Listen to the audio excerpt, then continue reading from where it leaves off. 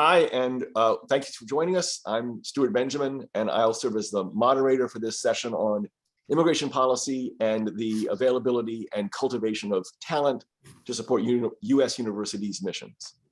We have 4 experts who will serve as panelists for this session. I'll make some very quick introductions. Their full biographies of the panelists are on the conference website. I don't want to waste my time in theirs reading their illustrious careers. You can find them online. We have Esther Brimmer, who's the Executive Director and CEO of NAFSA, the Association of International Educators.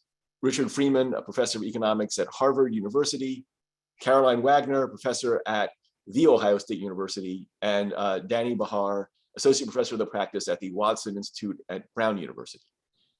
Each speaker will speak for about 10 minutes of opening remarks, and then we'll open the floor for questions and comments from the audience. So please, as before, use the Q&A function in Zoom for your questions. The order of speakers will be Esther, then Richard, then Caroline, then Dany. So without any further ado, let me give the floor to Esther. Thank you so much. And it's a pleasure to be with all of you here today. I look forward to our conversation and to the questions and answer period as well.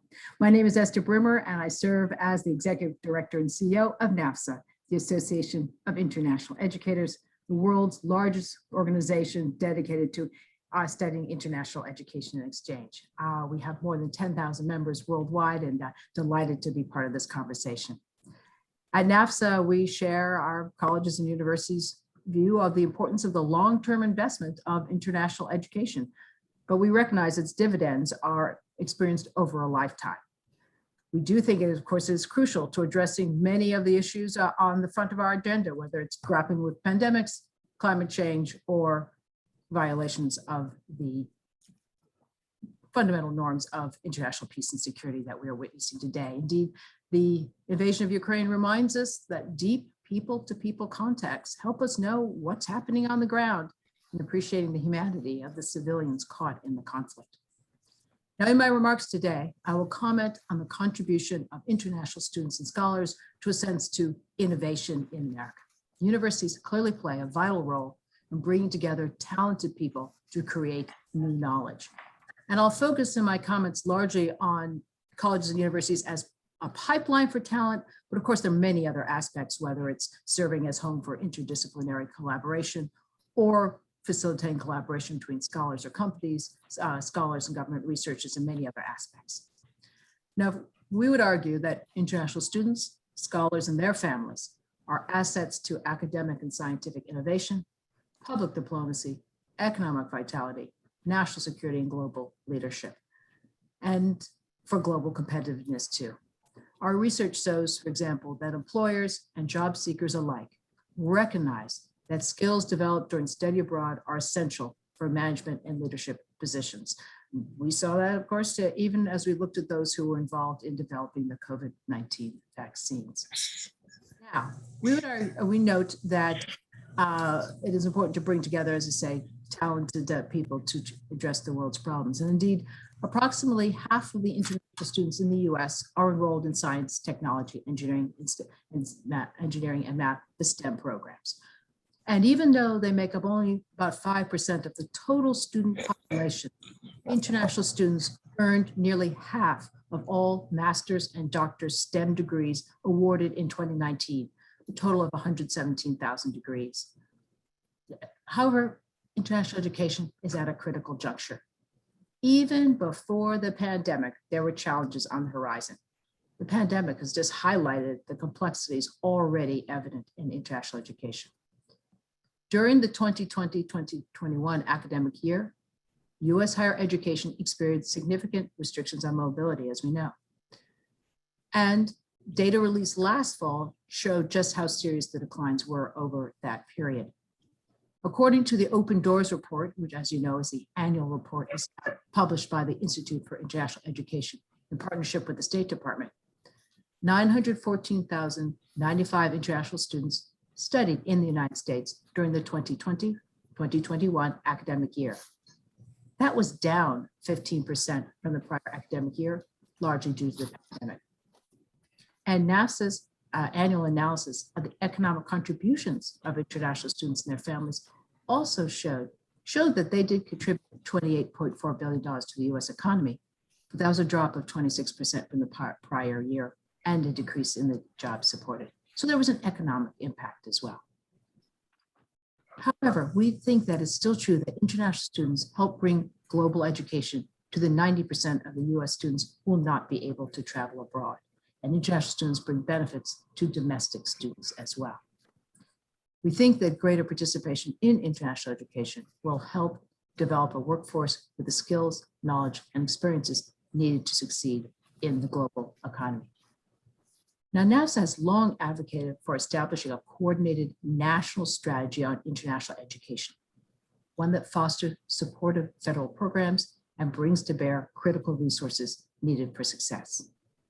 Countries that create the most attractive environment for the world's finest scientists will do the most to enhance scientific leadership. Now, and we're concerned that if we lose our ability to compete globally, we will lose jobs and also future foreign policy connections. Immigration policies need to be well crafted and implemented during and following the crisis in order to help win back the confidence of international students. Hence, we were pleased with the July 26, 2021 announcement by the US Secretaries of State and Education, committing to support a renewed focus on international education, including participating in a coordinated national approach. Given the importance of this initiative and the challenge often presented by government-wide initiatives, we strongly encourage the administration to establish a coordinating entity at the White House level to ensure future success and collaboration of all necessary agencies. We've also seen the Biden-Harris administration take several important steps just in the recent months. Indeed, I'd flag in particular their support for optional practical training, known as OPT. As you know, OPT allows graduates to gain hands-on, in-country work experience with the US employers in their field of study. In 2020, more than 180,000 OPT initial and renewal work authorizations were approved. Of these, about 130,000 were for post-completion OPT, and just over 50,000 were for the STEM extension. Maintaining the ability for talented individuals to live and work in the United States is particularly important in STEM-related fields where employers compete globally for the best talent in the world. Most OPT participants have degrees in technology, engineering, or business, and more than half have master's degrees. When international students are allowed to work and contribute, everyone benefits, and Americans should not take these contributions for granted. If international students are going to continue to pursue their education here and contribute their skills to the US economy, they need to know they will have an opportunity after graduation to secure a job and pursue future pathways that will allow them to build their lives here. We note on January 21st of this year, the White House announced a set of new policies intended to make the United States more welcoming to talented international students and scholars, including several policies that NAFSA has long championed. They included new guidance on how the national interest waiver can benefit individuals with advanced degrees in the STEM fields. It also included clarification of how the Department of Homeland Security would determine the O1A visa eligibility for non-immigrants of extraordinary ability, such as PhD holders in the STEM fields. The announcement also included expansion of the eligibility for F1 STEM optional practical training by adding 22 fields of study to the list of eligible degree programs. And there was expansion of programs to facilitate non-immigrant J1 exchange visas travel to the US to engage in STEM research, training, and education. Those are practical steps that will help support international students' contribution to innovation. So, in conclusion, a White House-led international education strategy that supports international education is important to competitiveness. There are many important steps that can be taken, and we continue to think that building a national strategy and a coordinated effort can contribute to that.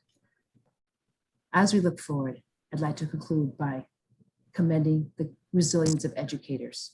It's been a tough period for so many in so many ways over the past couple of years.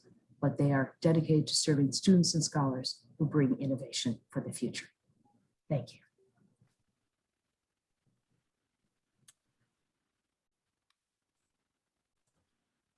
Should I just go ahead? Oops. I'm sorry, I had to unmute myself. I'm sorry. Thanks very much. Richard, please go ahead. Okay, thanks. Well, actually, Esther said everything I said in one phrase, because what I'm going to do is present you some evidence on the contribution of international people and our universities to the COVID vaccines. And I'm going to do it with a PDF that shares screen. And let me get to the right one. Okay, can you all see the share screen? Yes? Yes. Yes, okay, good. Somebody, it is here. Okay, so we're going to analyze the innovation of the COVID vaccines, which are clearly the best, most important innovation in the last several years, and maybe in the decade, and maybe for a while. The typical way people analyze the university contribution is you start off with basic research and you end up down the line, the companies bring out a product. We reverse this. We call this reverse engineered. The technique, we're going to start with the vaccines. We're going to talk about the firms, the clinical trials that test the vaccines, the patents that companies do, and we're actually not going to talk about the scientific papers, because then this talk would have gone on way longer than than we want. And so it's going to be about the role of US universities in this chain, starting with the vaccines and then moving sort of backwards. And I have a co-author, Chinan Ji, who would fit your international thing, Esther, and an RA at Harvard, who is not a relative of mine. Just by chance, we have the same last name. Oops. Now let me get the switch to the next slide. Okay. Whoops. Supposedly on this slide were the lists of all the vaccines that we have. And for God only knows why, the slide, oh my goodness, the slides are rebelling against me in a very bad way. Give me 1 second and I'll pull another version of the slides up. I looked at these before and they were fine. I don't know what happened. Gosh, that's embarrassing. Give me 1 second.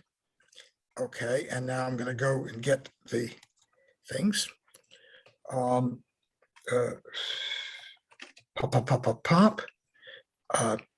And it should be Duke presentation, and it should be Duke conference final. Let me see. That looks okay. I see page 1 came out correctly. And so did page 2. I have no idea what happened. I did something wrong. And now let me get the share screen again. Whoops. Whoops. No, I'll do that. Whoops. Oh, damn. Shit. I'm going to go back. Where's the share screen? Where did the share screen go to now? Oh, Lord. Let me go. Zoom. Share screen. You're already I'm already sharing. You're already sharing your screen. Well, luckily there's nothing embarrassing on my screens. Now I've got to the right one, and now it appears that it will give us correct. Okay, we went through the first thing, and now I just want to show you. These are the vaccines we're going to be talking about. 2 of them are US basically only vaccines. The Pfizer is partially with the German, and there was even a Chinese company that did some trials early on as well. The Johnson & Johnson, it's Belgian company, but US owned. And I'll talk a little bit about the other ones. I'm mostly going to focus on the US vaccines. The China vaccine that I have here is a protein-based one that's supposed to deal with 5 different variants. So I've left off of this the Indian and the Chinese ones that are based upon the dead viruses. These are all using the most modern technology and are the better vaccines. Okay, so first thing we look at are the firms. And where did the firm leaders come from? They come from educated in US universities. And this is your international student thing, Esther. Many of them have non-US backgrounds. Here, at the bottom of the slide, I talk about the different CEOs, but we went to all the executives for 3 of the companies. Okay, you see 80%, 85% Moderna and Pfizer, US education. BioNTech is a German company. 50% of their executives have a US education. Non-US education, yeah, well, the biotech guys, 100%. They're actually, the leaders are actually Turkish immigrants to Germany, but they're all German educated. The US people also have non-US education. And we look at names of people, and you don't know, of course, Americans, we have all kinds of names, but non-English names that sort of stood out a bunch of these people. And when you go to the background of the CEOs, you see a story of immigrants, migrants, and people of multiple, ethnicities and backgrounds. The Moderna co-founder, born in Toronto, Maltese immigrants, and he was educated at the Helsinki University, postdoc at Stanford, associate professor at Harvard Medical School. Bang. The Pfizer person was born in Greece, and he's the only one who didn't have that much U.S. Background. But he immigrated to the U.S. in 2001 when Pfizer appointed him, and he's a U.S. person now. BioNTech people, that's the place for not so much U.S. There was the founders of this company are both Turkish folks in Germany. One immigrated and one was a first generation person. And so you just go down this list and you say, oh boy, a lot of people touched with US education, a lot of people with non-US education as well, and international students that are the main source of the non-US education. They come here, as said, as graduate students or postdocs, and they'll have done some undergraduate training overseas, an awful lot of them. Okay. We then looked, so we got the leaders. The leaders are just filled with these, with certain kinds of people. These are clinical trial papers. And we go with, say, well, how many of the company trials have papers with US address? Well, you see 75%, 66%. The Pfizer BioNTech is together, so it's US address. So people working on these the clinical trials, US address. Then we said, how about US university address? It falls a little bit because there'll be some people in the US working for the company without a US university address, but a lot of the people working on these trial papers are US university folks. And then we went back and said, well, did the people who didn't have a university address, did they have one in the past? And we got 100% in every single company. Every paper in all the trial papers. That includes the Oxford one, which is not British, not American. It includes the BioNTech part of the Pfizer, every single one. Some US trained people. Some today working in the universities and some not. We then said, well, that's the papers. What about the authors? And so we give a list here. This is 2A.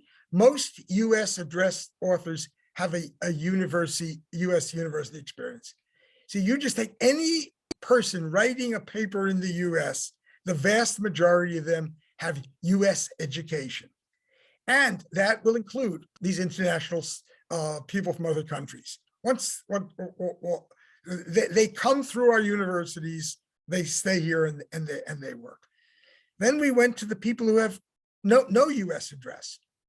So there are people on these clinical trials who have not. There are an awful lot in the AstraZeneca. That was a massive set of trials, and it's very different from the other ones. And you get 15%, 4%, 10%, 33%, 5%. Even the people overseas, there's a certain proportion of them who are got US trained. And we call them here returnees, meaning they're people who got educated here, and then they went back home. And when we want to get good scientists and people we have connections with, there they are. And so we have the US university people playing a role, not nowhere near the role they play in the US, but on this. Then wanted to say, well, gee, a lot of the US addressed authors with university links have non-US background. And I'm now going to show you that in these clinical trials. The same way it turned out it was sort of true for the executives, the leaders, there we have. So the key column to look at is the second column over. It says US university linked authors with non-US background. And you go down and, gee, 34%, they're university linked, but they have something non-US in their background. The three things we used to get their background is they wrote a paper earlier in their career with a non-US address. So you know they were from overseas. Those are your postdocs and your international students are the bulk of those people.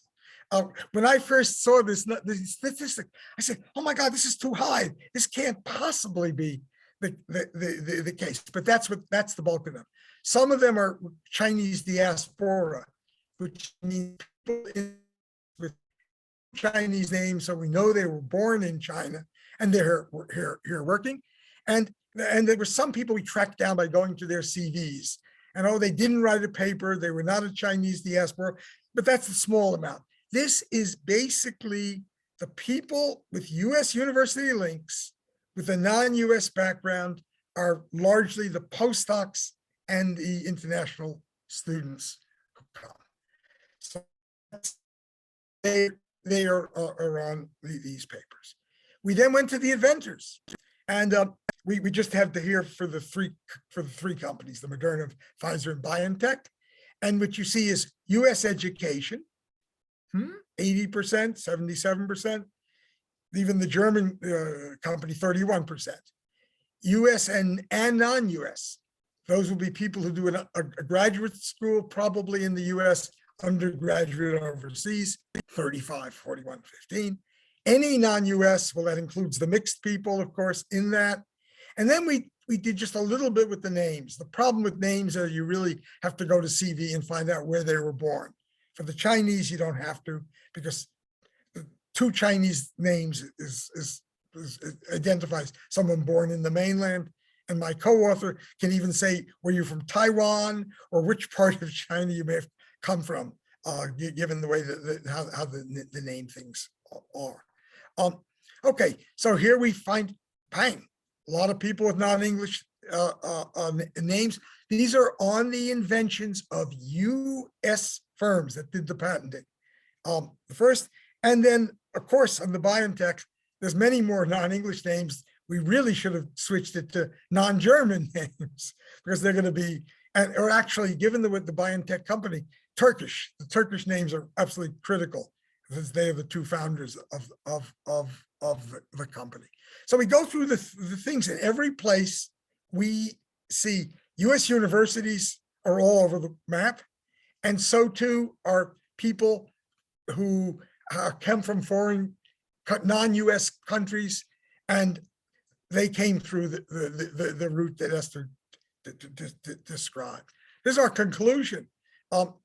We are the center of the global science in the US, China publications, but it's clear all Chinese students would love to come here and get the best education that they can. And our success comes from the universities, and the universities that they rely on and influence people around the world. They are our global connection. And if we shut that down with bad policies or so on, we are, I think, shooting ourselves in the head. This innovation is not extraordinary in the sense that you would find this in other areas. We've done some work on AI things, and every time some people in the US government say, the Chinese are stealing our AI. And then my answer is, have you seen who is doing the AI research in the US? There's a lot of Chinese guys, and they're doing it for us, for our companies and in our universities. You just can't divide up the world into a peculiar way. This is very entwined. So my conclusions were the US universities, and I'll just go to the third one. They rely greatly on international talent. They are an important channel to bring people to the US. And that is the key of the US innovation system. I'm native born American, but I understand that the immigrants are really the greater contributors to us, and we have to have them coming. And of course, it's selective, because we're just born here, and that's fine. We have a normal distribution of abilities and talents. The immigrants tend to be, and the immigrant students that Esther's group is trying to get to come, they are special people. They're going to be above average in their country.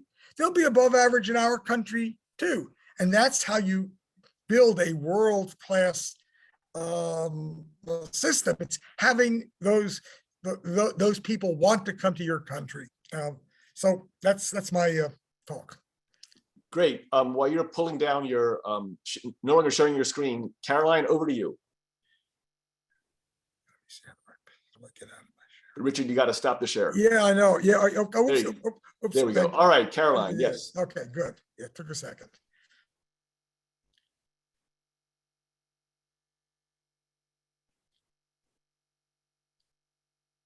Hi, everyone. I'm Caroline Wagner from the John Glenn College of Public Affairs.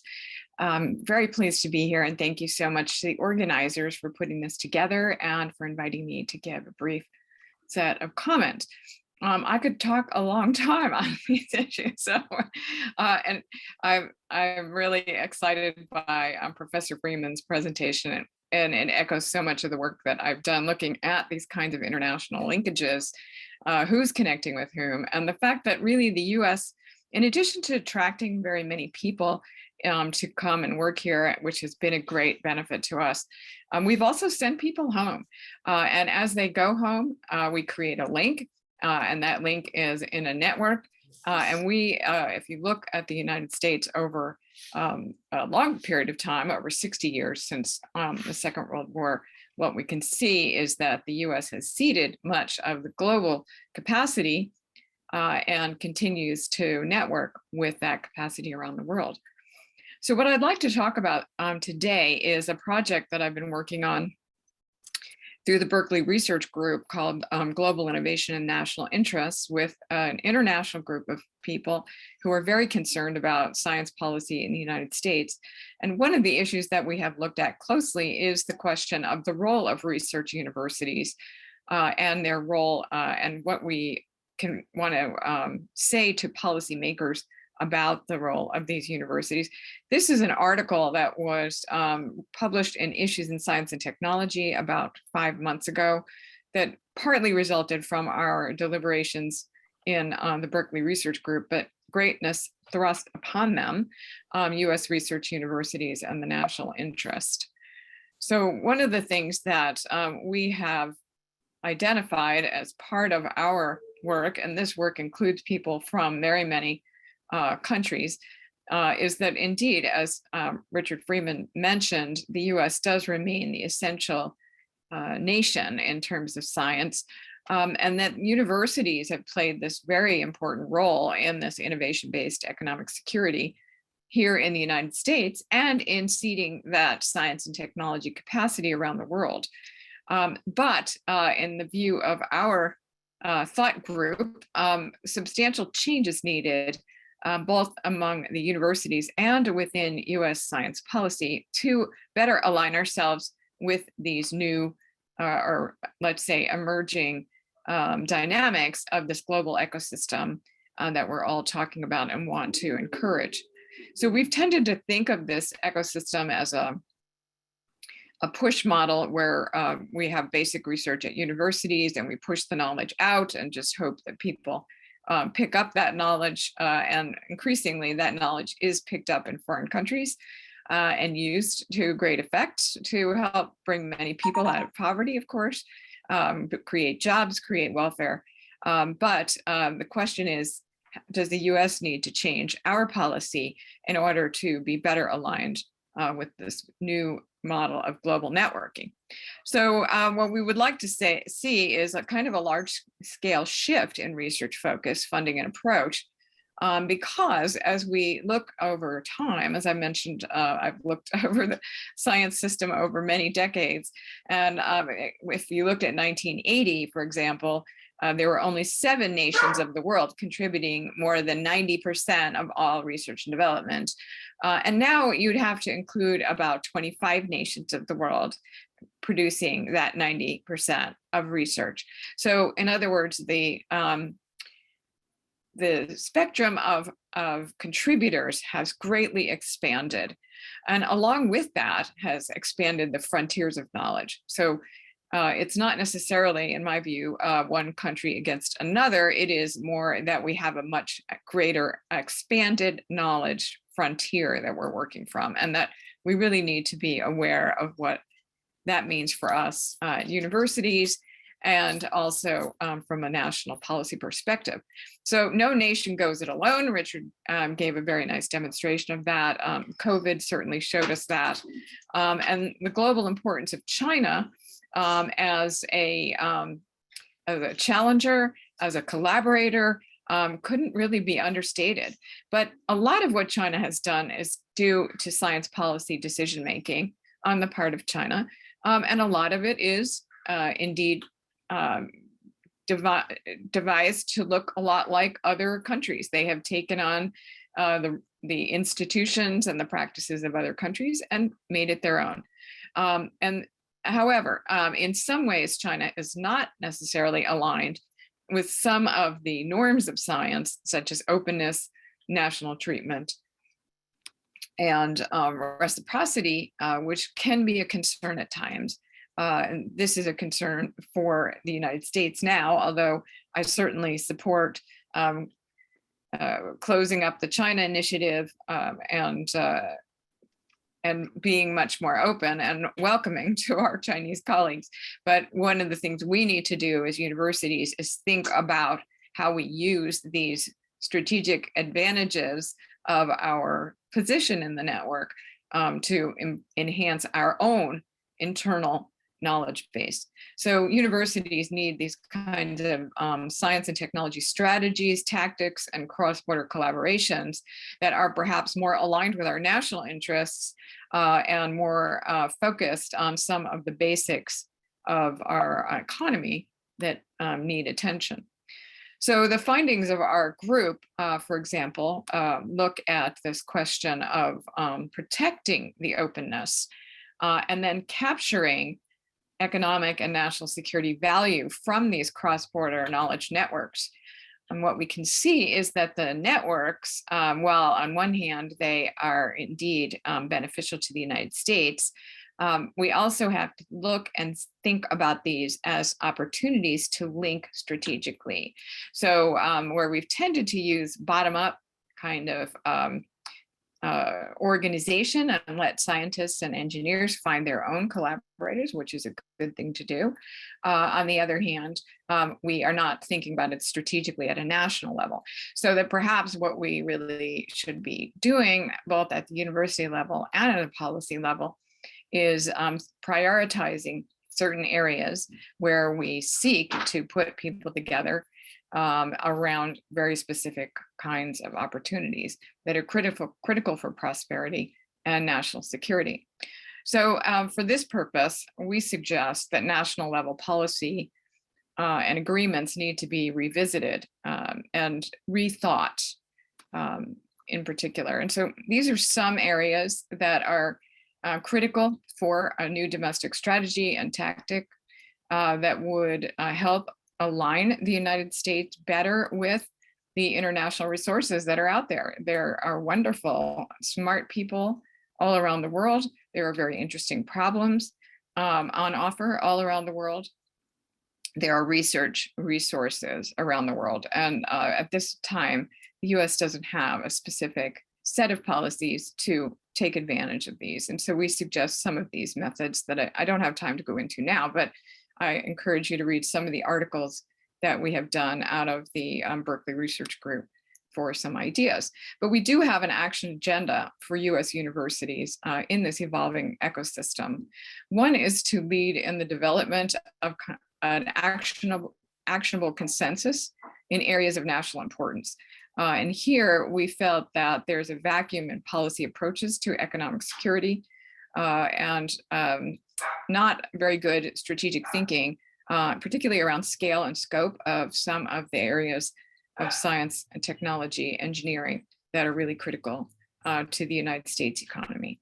And then the second is an increase in the focus of research-informed education. And here I would just point us back to the previous panel that talked quite a bit about research-informed education and talked about the local link and the local loop, right? So where we would scan globally for great new ideas and great people to connect with, we want to link locally and sync those knowledge links locally. And the way our current system operates, we tend to have very much of an attention-oriented economy of people trying to gain attention at the global level. And the more elite the researcher, the more likely it is they're working at the global level.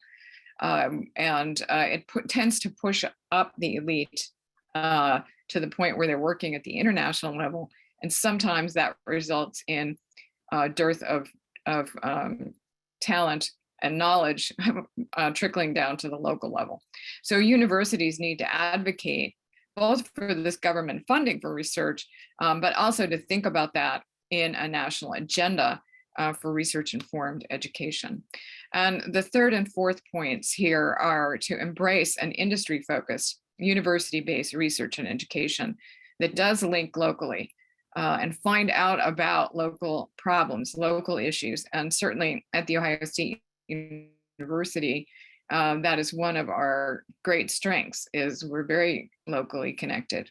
We're a land grant institution, meaning our initial mission was to indeed be of service to our state. And as a result, Ohio State is very much focused on that. But we also think that together with the federal government, from which most funds for the US derive, within the US derive, is to redirect some funds for industrial development focused research and education activities. And then finally, our fourth and final action agenda recommendation is to align university international engagements with US national interests. And that would be to write a playbook for international collaborations that serve national interests or serve, for example, local interests here in Ohio, scan the globe and link, and then sync knowledge locally. So I call it a linking and syncing strategy, where we scan around the globe, link as we are doing already, and then sync that knowledge locally, and creating a great feedback loop of learning and application.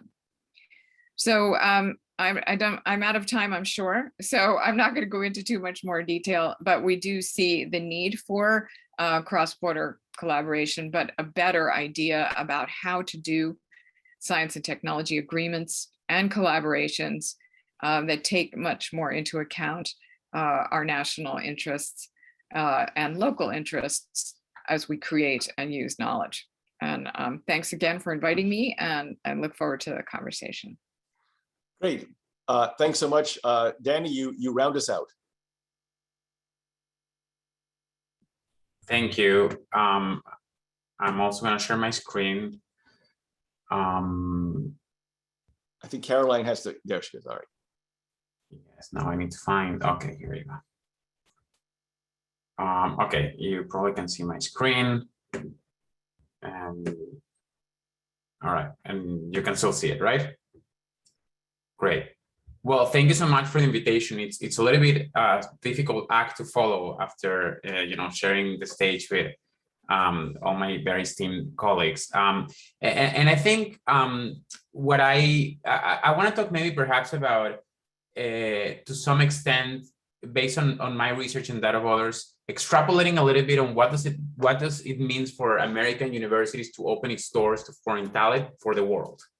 And also, what does it mean when American universities stop doing that? I want to start by one very basic economic fact, just to put it out there, which is that the chunk of what explains cross-country income differences, basically why some countries are rich or why some countries are poor, the biggest chunk of what explains that is productivity. And then, the obvious question that follows is like, well, what's productivity? And then the first answer that we should say is that we don't really know, which is actually Moses Abramovich in 1956 called productivity a measure of our own ignorance, because the way we economists measure productivity for the most part is kind of a residual. It's like everything else we cannot explain. Right. But I want to put forward a measure of productivity that hopefully we can agree with, and it's one that I like to use, which is having the knowledge of being able to do more with the same resources. What makes you more productive is to be able to do more with what you have, what you already have, and knowing how to do that. It's important for becoming more productive. And on that note, on that big idea that I just put forward, I want to claim, and I'm going to try to show you some evidence of that, and here, and also a lot of is across many papers of my research and that of others, that a lot of this knowledge that makes us very productive or more productive is tacit. It's knowledge that is very difficult to transfer and very difficult to acquire. It's not something that I read in a Wikipedia page and suddenly I can become a dentist. Right? So, a typical example is how to ride a bicycle. This is a very well-known foreign immigrant or an immigrant who came to a US university, and here he's riding a bicycle, and riding a bicycle is something that he himself, with all the greatness in his mind, he had to try and fail and try and fail and try and fail and do it. And with all this greatness in mind, he couldn't really write down in a piece of paper how to ride a bicycle in a way that if somebody who doesn't knows how to ride a bicycle can actually do it, right? So a lot of the things that makes us very productive is tacit knowledge that it's kind of in our brain, and it's very hard to put in a piece of paper and explain and acquire. And I'm saying all this because the main thesis that I've been working on for the past few years, and I think it has to do with the topic at hand, is that if it's true that a lot of this knowledge that resides in our brain is very hard to acquire, and it requires human interaction, and it's not something I can write down on a piece of paper and send on an email. If human interaction is really important, so the patterns of knowledge diffusion across the world should follow the patterns of migration, which is the most radical form of labor mobility out there. People crossing borders, it should be reflected in one way or another in the countries that receive these immigrants. And I have a lot of work done on that. I'm not going to go very much into many details, but I want to focus particularly on innovation. And I want to show just a few examples of some stylized facts, or more than stylized facts, perhaps some research results on what can we really say about immigration and the production and the spread of innovation. And I chose innovation in particular because we know that a lot of the innovation that happens in the US, big chunk of it happens because of immigrants and children of immigrants, and a lot of people who come to US universities, they become inventors here, and they take that knowledge into some other places. And one of the first questions, a good example is this patent here. So this patent here really caught my attention. This patent here is a patent on nuclear medicine. And it's, let's see if I find it here. Okay, before I get into the patent, this person, his name is Ismael Mena. He's a pioneer. Why is he a pioneer? He was a pioneer. He was the first person that patented in Chile the technology subclass A61B in 1996. And this technology it covers like instruments, implements, and processes for diagnostic, surgical, and person identification purposes, yada, yada. It's nuclear medicine instruments. After it, there was no patents in that technology ever in the history of Chile before this one. After that, there were another 70 patents that came in Chile in that same technology by other 19 inventors. And the question that I was thinking to myself, like, how did he do it? How somebody who doesn't have any, background of other inventors in the same country, how do you come up with being the first one to patent in a particular technology? So this is the patent of 1996.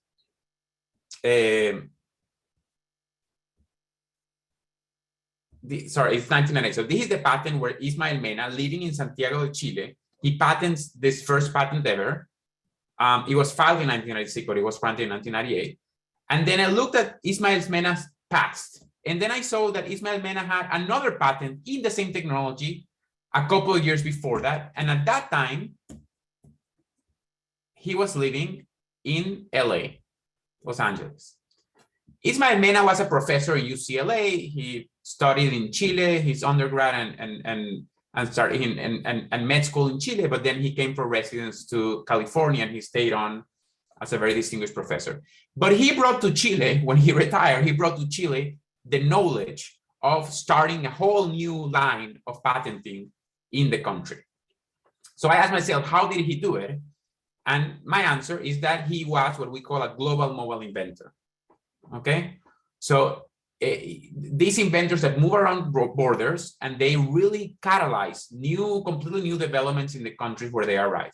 And we've been looking at this very meticulously over the past couple of years, using patents data from all over the world. And we found some things that I want to share with you. The first one is that, inventors actually move a lot.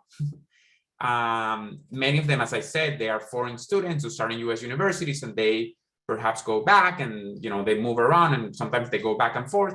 And it's a very important phenomenon. Like this graph is showing like another international phenomenon of patents, which is what we call GCPs, global collaborative patents, patents where inventors from two different countries work together. Well, this GMI phenomenon, which is the global mobile inventors or patents that have at least one GMI, is as popular or is as frequent as this GCP. So this is a phenomenon that it hasn't been very much studied yet, but it is a very important growing phenomenon.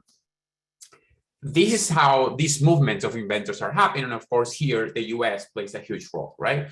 So this is kind of the top 50 countries where the top 50 corridors of these inventors across time since the 1970s. And, a lot of these inventors are going from the US to Canada, but also from the US to China, which make us think that a lot of it has to do with return migration, people who came, studied here, and went back.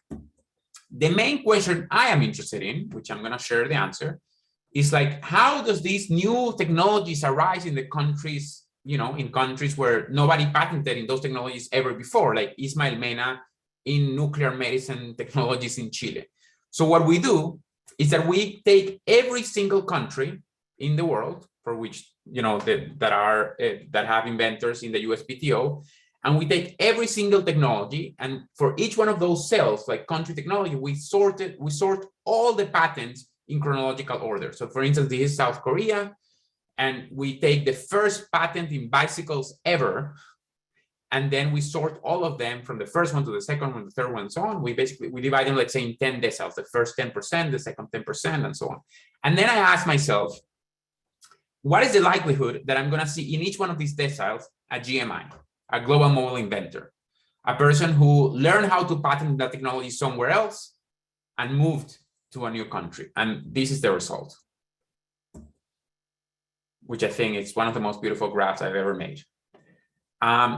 The likelihood of countries or very early on patents of having a GMI in the team of inventors is about 10% or 50% more likely in the very first few patents than in the most recent patents, the patents, the 10 decile, which everything is relative to that, right? So that's like the story of Ismail, but what I'm trying to tell you is that the story of Ismail Mena that I commented before is not just an outlier, it's actually a pattern that we see in the data very strongly, with all the controls and all the things that you can imagine. And interestingly enough, this pattern kind of disappears after the 30 or 40% of patents have been filed, which we interpret as saying, well, after a lot of these technologies have been developed or patents have been developed, the ability to continue to innovate is fully embedded now in local inventors. So these inventors that have moved across borders, not only that they bring new technologies, but they also help with the diffusion process such that, the countries continue to innovate in these technologies that they didn't even know about a few years before.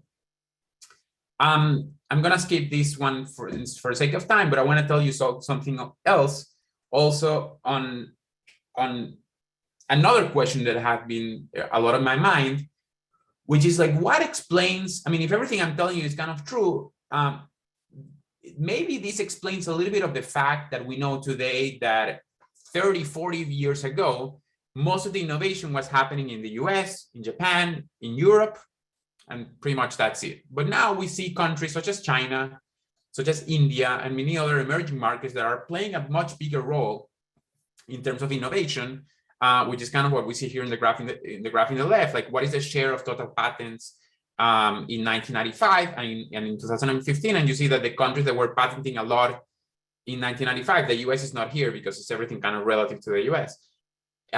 Countries that were patenting a lot in 1995, they're patenting less, as a share of all the patenting in the world. And what we did in a new paper that we posted recently as a working paper is that we collected a bunch of migration reforms for 15 countries that help or don't help, or boost or hurt or stop people from actually migrating and moving between nations. And long story short, 100 pages after, and a very long appendix, I can tell you that what we find is that a lot of what explains the emergence in patenting of these emerging markets has to do with these migration reforms. The ability of people to move, of inventors to move around, explain a big chunk, I think it was 20 or 30% of all the increase of patenting that we've seen in emerging markets. What this graph to the right is telling you is like, what is the actual share of total patenting of countries that started off with very low patenting? Think about China and India in our sample, and what the actual patenting happened, and what would have happened actually if no reforms would have helped people to move around, and it would have been much less. Finally, because we are so, we care about policy, and we want to really link this to the role of American universities. I do think that a lot of these gains that are international gains have to do with the fact that American universities traditionally had really opened their doors to foreign talent. But when migration is caught, and we had some of those experiences over the past, 6 years or more aggressively, but traditionally there's always shocks that caught migration here and there. This has repercussions not only for the world, but it has repercussions for America itself.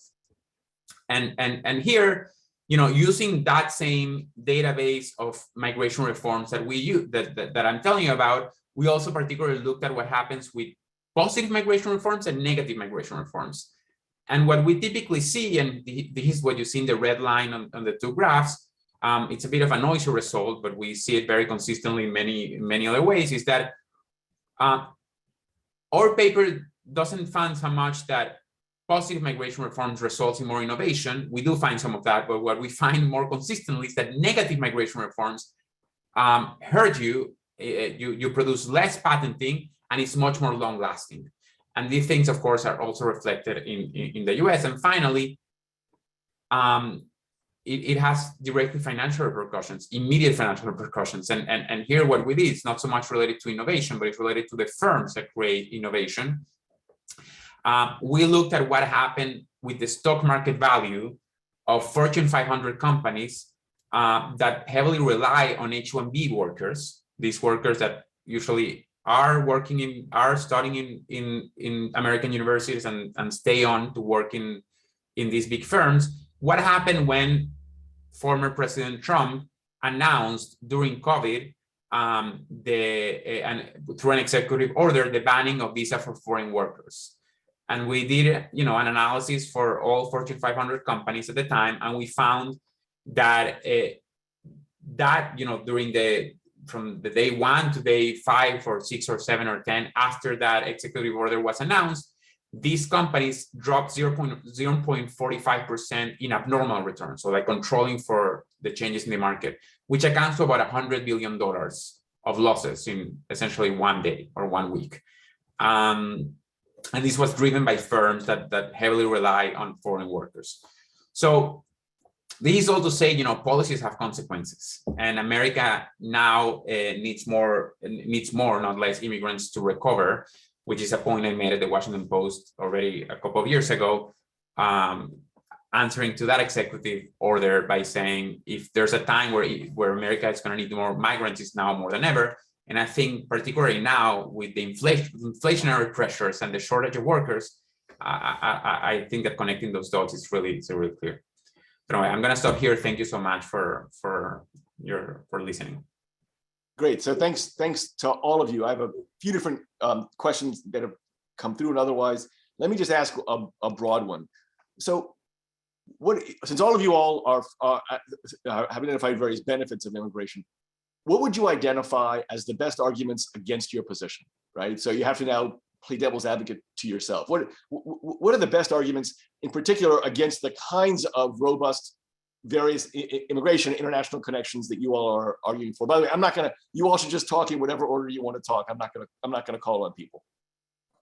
When I was a kid, one of them bothered me very much. I sat down and said, I want to go to one of the best colleges in the US, Ivy League, whatever it is. And how many people am I competing with? And strangely enough, I sat down and I said, my God, there's all these people in India and China. Thank God they're not coming, because I haven't got a chance of getting in, because I could be in the upper 1% of Americans, but in the world, there'll be so many more people. I understand, but I'm asking if you think it's a good, I want to know. No, this is a serious point. It is that the leadership of companies, positions in places will go to better qualified foreigners than your kids. So if you have a very narrow view, that's a big thing. And then it's the same thing is going to be, I don't want the H-1B visa worker to come in for all the benefits that Dany said, if I don't get the job. And that's traditional, and it's what's the right word? It's rational, narrow, selfish thinking, but it's human. Right, but I want the best arguments. But Caroline? Oh no, you have to unmute yourself, Caroline. One of the biggest arguments is that we're only just training our future competitors. That people come here and they get an education, they get smart, and then they go back and now we're competing against them and actually hurt our economy. I obviously don't agree with that, but there are a lot of people. I used to work for the Congress of the United States, and sorry, I think my internet's wonky, but I used to work for Congress, and there was a lot of Congress people who asked this question, why do we engage in these international linkages? Why do we allow foreigners to come here when we're just creating our own competition? I would say, I totally agree with Caroline. That was going to be part of my answer, and I'm also going to say that a lot of people will claim the brain drain thing, right? You're attracting a lot of talent, and then you're keeping the developing countries from their own talent. I don't agree. I can say why I don't think it's a good argument, but I think that that's one of the arguments that you hear a lot against these ideas.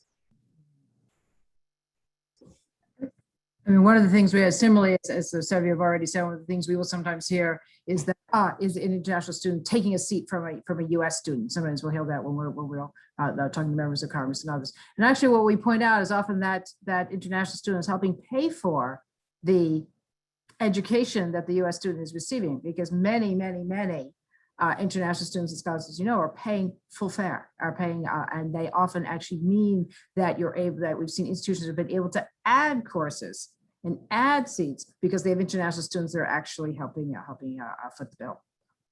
Right, so that relates to a question that came in through the Q&A. So I understand that we can think of this in positive sum terms, but there may be some ways in which there may be trade-offs. And so at least one argument is, again, came with President's panel, is, gee, we should really be spending more time in looking not only at homegrown talent, but in particular homegrown talent from disadvantaged communities, and that looking internationally makes it too easy then to overlook people in this country who might frankly take a little more time and effort to bring in, but that we think might actually be important as a matter of public policy and social welfare. Question mark. Actually, can I tell you to jump on that one? That actually, I think one of the most interesting phenomena we're seeing in the international education community is the deep commitment to diversity, equity, and inclusion. And recognizing that, it's interesting enough that the international offices, and in some cases diversity offices, are actually recognizing that they have a shared interest in creating more opportunities for more people and creating campuses that are welcoming to more people. So just for example, I mean, just in NAFSA, we just hosted a webinar, just as an example, where we brought together a set of senior international officers from major universities and chief diversity officers who consciously work together on recruitment and have actually made campuses more accessible for a wider variety of people. So we're finding some very interesting things are happening on campus that people don't expect. So, I can jump in also to say that particularly when you think about these disadvantaged groups, there's a couple of things that I believe are I always think about. When, first of all, outside of America, and this relates to kind of the brain drain story and what happens also in the countries of origin. There is one paper that I'm a big fan of by Gaurav Khanna, who's a professor at UC San Diego, in where he shows that just the fact that like Indians in India have a chance, a probability of maybe ending up in the US with an H-1B visa, which is a lottery actually, so it's very clean to identify from the empirical perspective. That actually motivates Indians in India to go and become engineers. So actually this brain drain, quote unquote, becomes a brain gain. And the other point for disadvantaged communities in the US, I think that another, I wonder what actually Richard thinks about this, because I think we as economists historically did a big disservice to this whole topic, because we focused so much, when we thought about migration, we focused so much on what I think are questions that tend to be narrow in terms of unemployment and wages, and that was about it. And we kind of left aside for the big part, these big gains on innovation and entrepreneurship, et cetera, that we, the conversation always goes to that, right? But there's this amazing line of work by Giovanni Perri and co-authors also in California, showing that actually Americans experience upward occupational mobility when immigrants come in, right? So, and this is particular with immigrants that might not have a college degree even, right? Which is the one where you believe there is more political pushback. So this whole set of equilibriums that happen when immigrants come in, for the most part, tend to be beneficial also to the communities that have been disadvantaged. And I think that conversation, we haven't gotten there because the conversation is like stuck in the wages and the unemployment, and not so much in the bigger picture. I agree with that completely. And the catch always is, though, that there's some group that does suffer.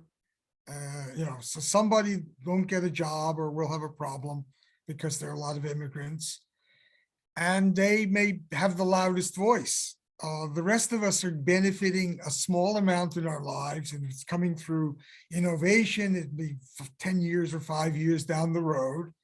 And so you kind of have to sort of force people to take a long-term perspective on it, that it isn't that, yes, today somebody moved into my neighborhood and competes with me and they're an immigrant and gee, I'm having more trouble.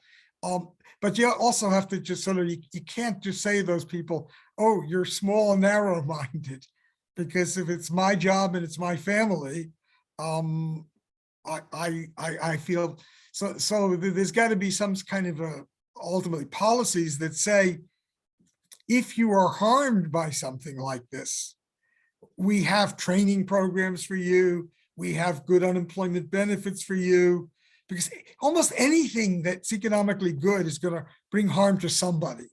And that's, the society just has to make sure that people don't get harmed that much when they happen to be part of the losing group. Caroline, did you want to jump in?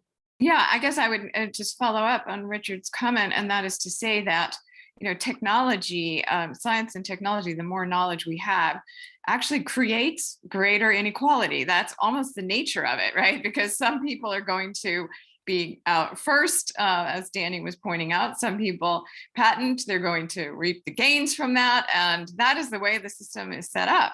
The role of policy is to help redistribute the benefits of that.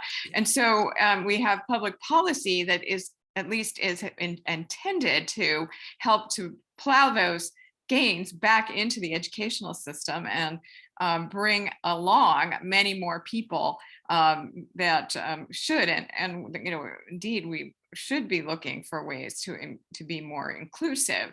And this is where, getting back to your question, Stuart, I would say that it is not an either or. Either we're going to accept aliens from other countries, or we're going to grow up our own folks who have perhaps not always been fully enfranchised in the educational or science and technology system. These are not an either or concept. The question is, do we have the political will to take our gains and to use those to help grow our own internal talent?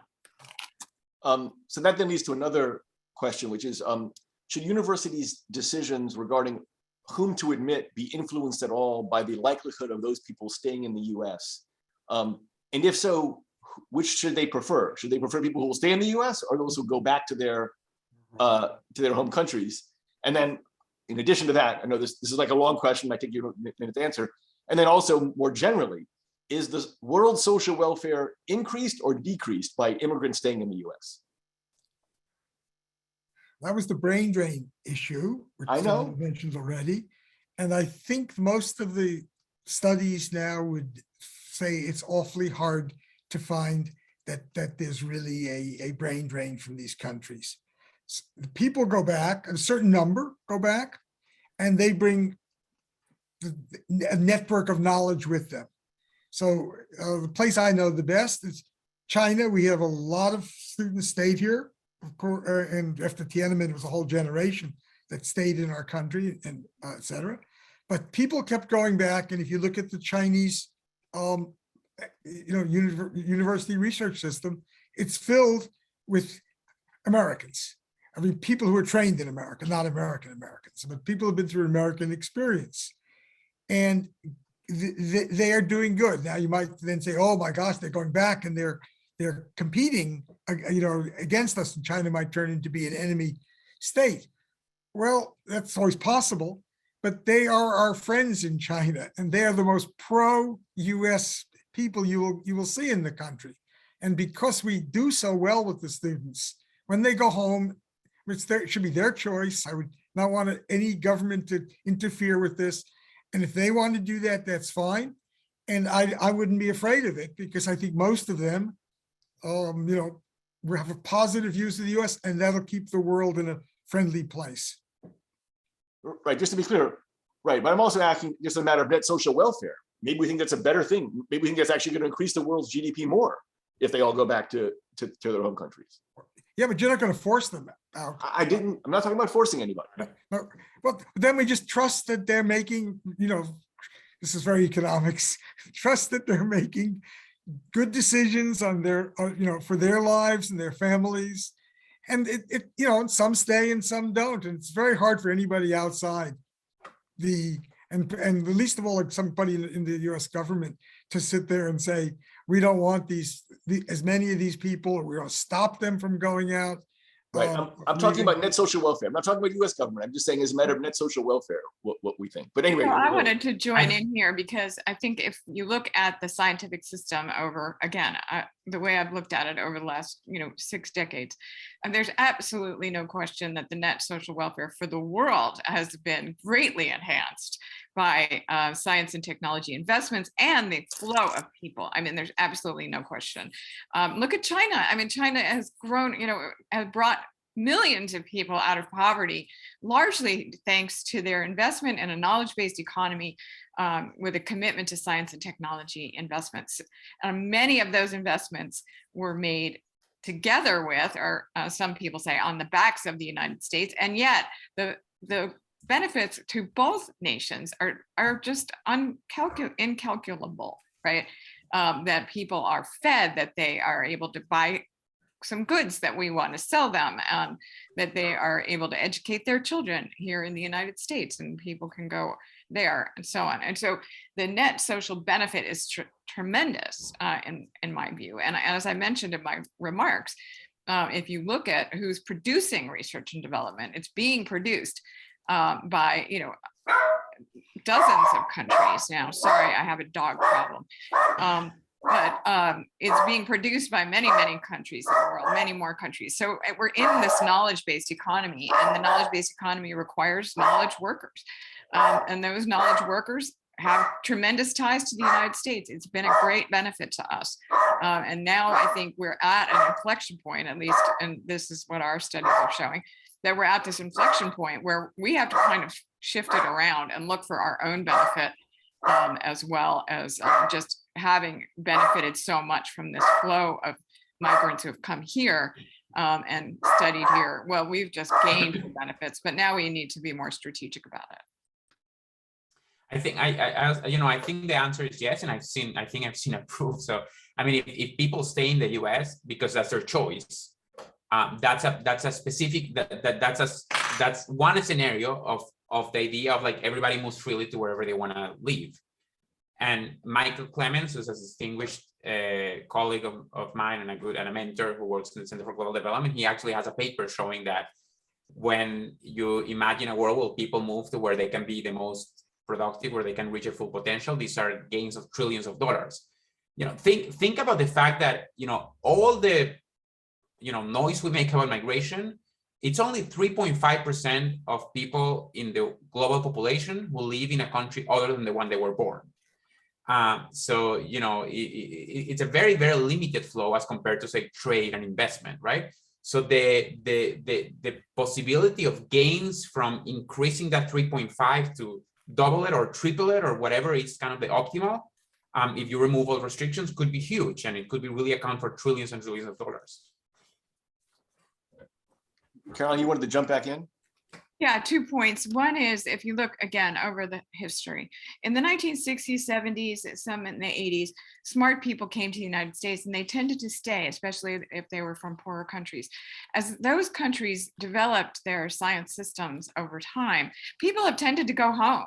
Most people want to go home, and they tended to move back to countries that developed a science capacity. Because they could do science there. That's what they wanted to do. And to piggyback on Dany's point, and that is my own research shows that the more you allow people to self-organize into teams and groups based on what they view as the needs of the research itself, right, the much more productive and creative the work is, right? And so if you enforce boundaries, then you're going to reduce efficiency. Now, sometimes we have social and political reasons to have certain kinds of boundaries, and that's fine. Like the European Union put in requirement to include countries from the South in order to have a greater social engagement, and that was their choice. It reduced the efficiency of the research, increased social value by creating connection, and that's fine too. In the US, we've tended to be much more about self-organizing without the boundaries, but yet we can see some of these boundaries coming back around the political issues and immigrant issues that we've been talking about in the panel. That was the 2 points I wanted to make. I'll make sense. And I want to go on. I just want to be clear. My question wasn't more generally about the benefits of immigration. It was more just about returning to the home country or staying here. But you all answered that. I just wanted to be clear about the terms of the question.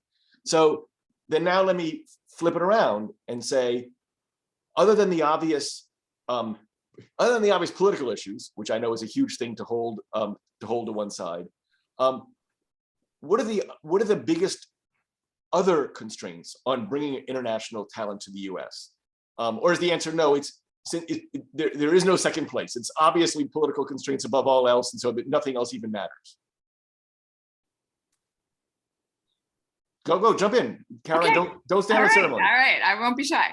So one of the issues that no one's talked about, and I'd really love to hear Esther's view on this, is that using the U.S. as kind of the hub in the network really forces everyone to speak English, and English then becomes the kind of the language of science, the language of technology. And we lose a lot when everyone is forced to work in a second language, or when many people are. So there are many great people who don't speak good English, and they're perfectly smart and capable, and yet we don't necessarily find ways to engage them fully in the system.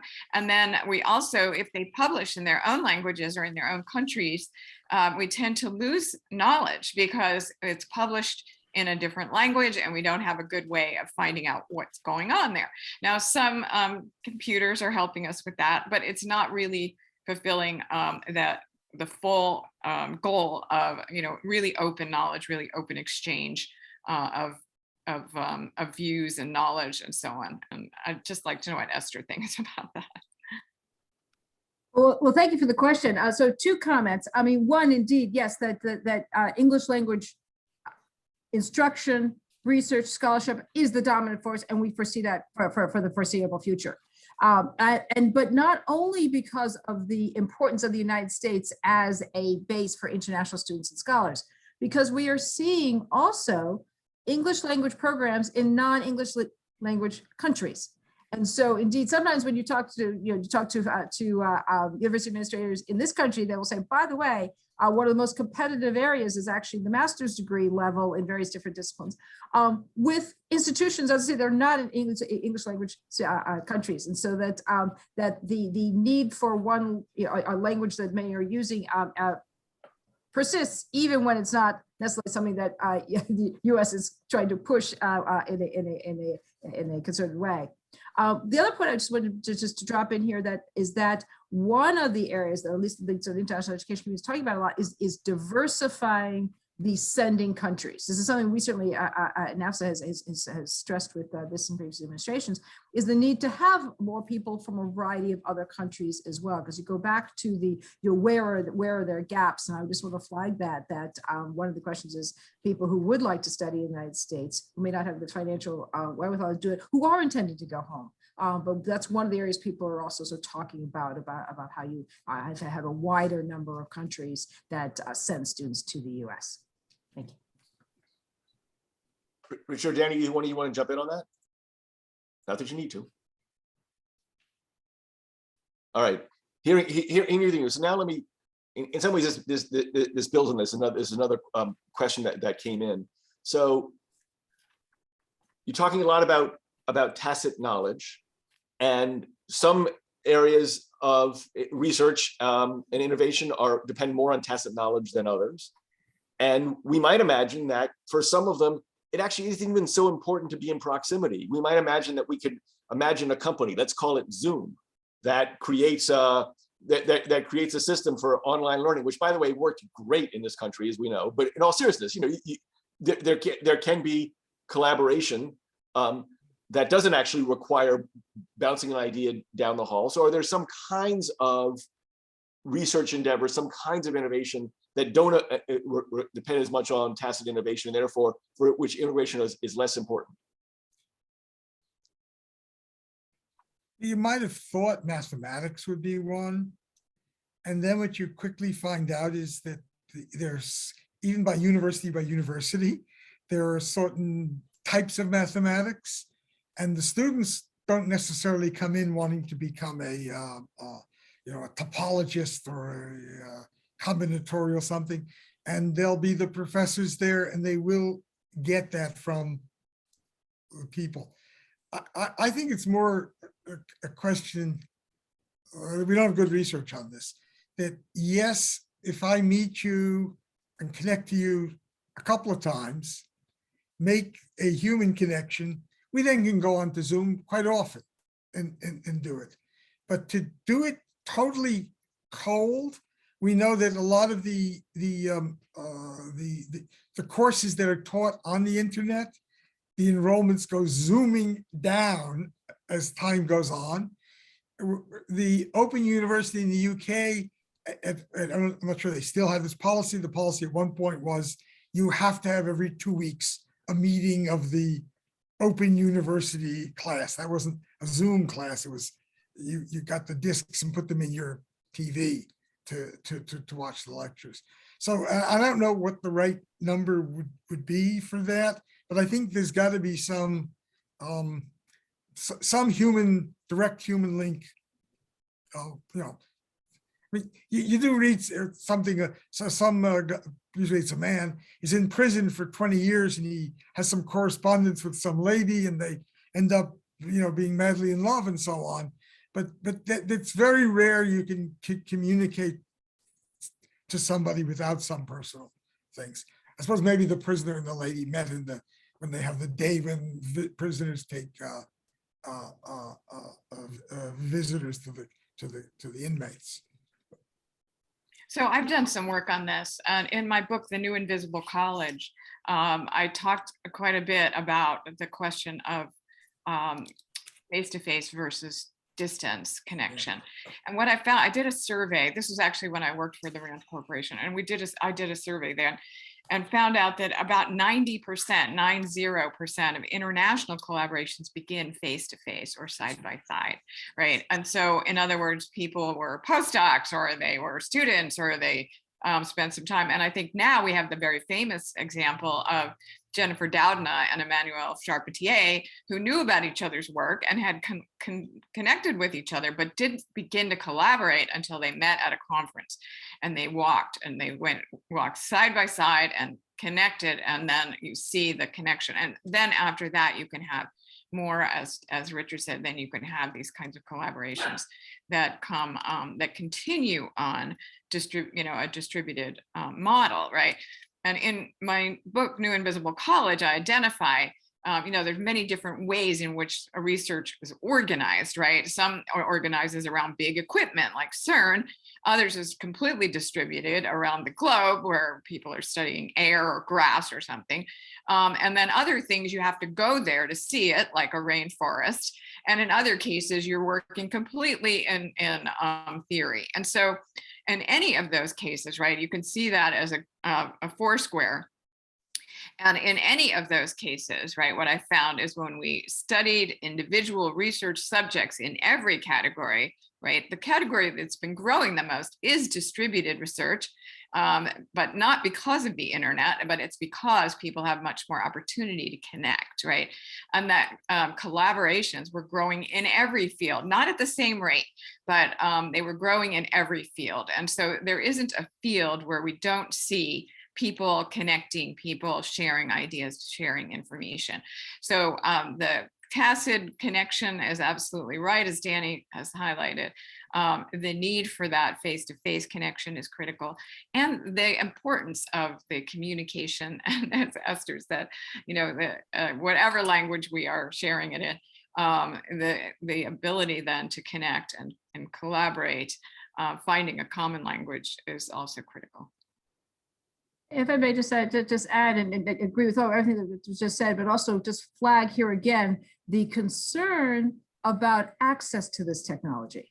That one of the challenges, of course, we saw for students in particular was that the access to stable internet, the access to electricity, and the disadvantage of time zones. That one of the challenges was that if you were not in, let's say, your US time zone or across the US time band, you were tuning in, if you did have access to technology, able to get on Zoom, you had the connection, but it's 2 a.m. in the morning. And we saw that there were real stresses for international students who, of course, were, if they were fortunate enough to get home to be able to be somewhere where they could sort of ride out the pandemic. But this was a real concern, and that realizing that there were some sort of hidden inequalities that many institutions were trying to address with their students.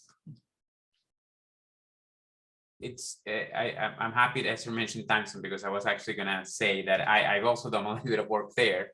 And the way I approached this question was actually, this was more in the context of multinationals, but I think one of the difficulties here is how do you measure tacit knowledge, which is, it's a big thing. So, in one of the papers, I did an attempt based on different industries and so on. And what I found is something very consistent with what Esther is saying, that, multinationals will expand, but they're more likely to expand in a closer time zone. And I, funny enough, that's the best title of a paper I'm reading anywhere, because it's called The Hardships of Long Distance Relationships.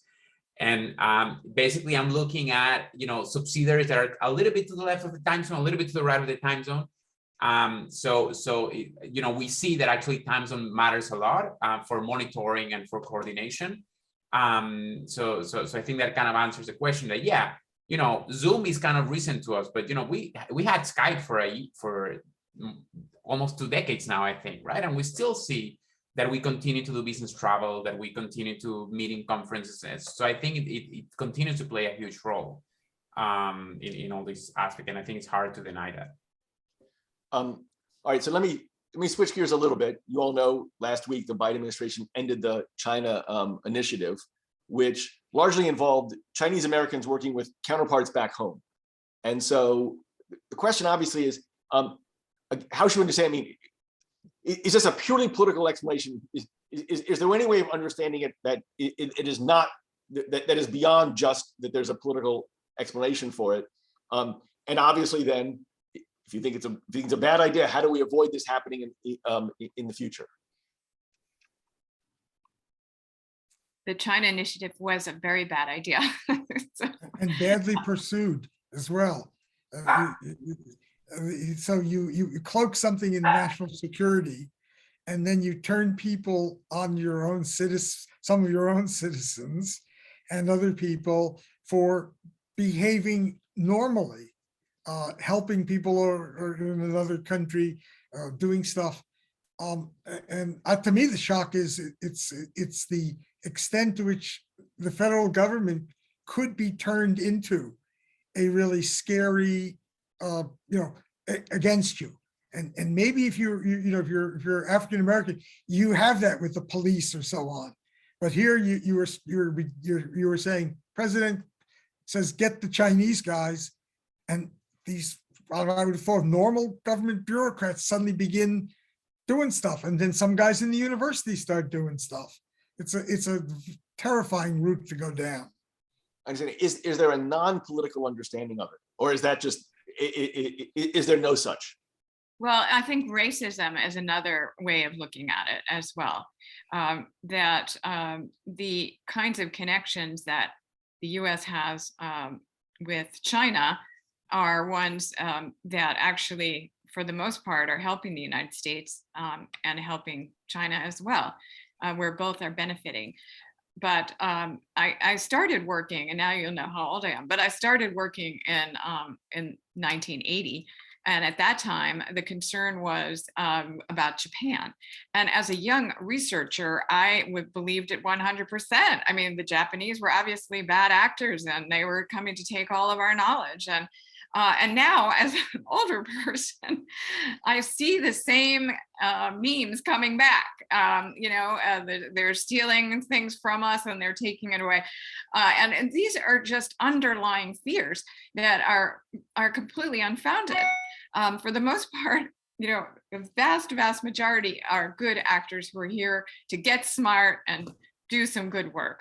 And that is true of almost every scientist and every researcher. And we made terrible mistakes with the Japanese at the time when we were negotiating with them. And we are making similar mistakes. We have been making similar mistakes with China. And in fact, I have some data coming out that we just literally just finished, showing that, over the last 4 years, five years, The political rhetoric has really driven away a lot of top Chinese researchers from working with the United States. This is a great loss to us. So I do think we ought to think carefully at university level about the underlying, not necessarily so much political, yes, but also xenophobic fears underlying some of this activity. All right, you have taken us perfectly to our ending time. So I want to thank all you all for great presentations and answers to questions. This has been really, really fabulous. Thanks to everybody, and we will now we are ending the conference for tonight. We will see you all tomorrow morning. But thanks to all. Thank you so much.